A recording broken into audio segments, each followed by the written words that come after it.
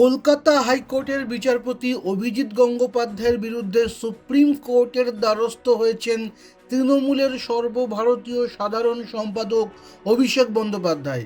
বিচারপতি গঙ্গোপাধ্যায়ের প্রকাশ্যে কিছু মন্তব্য নিয়ে রাজ্য জুড়ে শোরগোল তৈরি হয়েছে।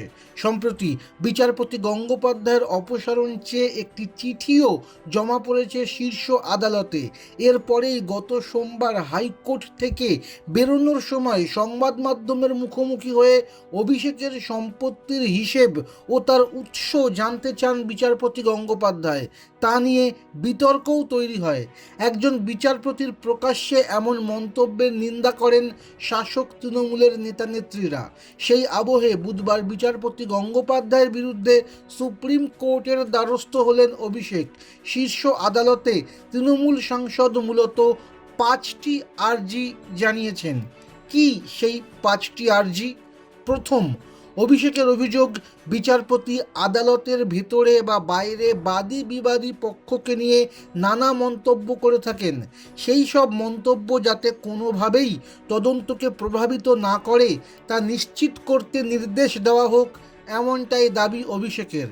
দ্বিতীয়, অভিষেকের অভিযোগ রাজনৈতিকভাবে প্রভাবিত হয়ে বিচারাধীন বিষয় নিয়ে সাক্ষাৎকার দিচ্ছেন বিচারপতি, যা বিচার ব্যবস্থার নীতি আদর্শের বিরুদ্ধচারণের শামিল।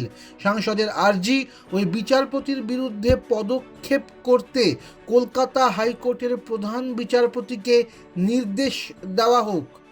তৃতীয়, অভিষেকের আর্জি কলকাতা হাইকোর্টের প্রধান বিচারপতিকে একটি বিশেষ বেঞ্চ তৈরি করতে নির্দেশ দেওয়া হোক।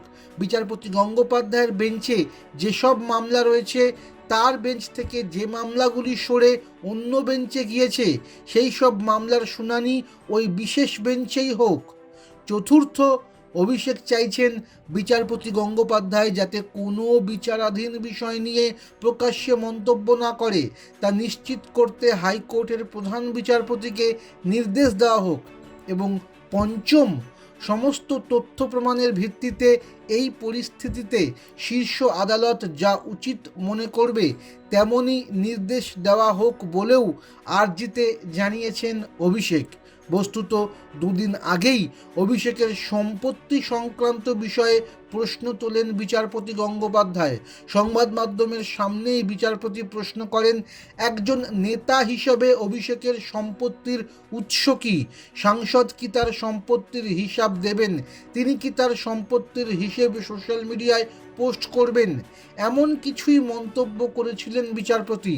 তিনি বলেছিলেন, সাধারণ মানুষ হিসেবে আমরা দেখতে চাই কার কত সম্পত্তি আছে, কে কত সম্পত্তি করেছেন, কার কতটা সম্পত্তির উৎস কী।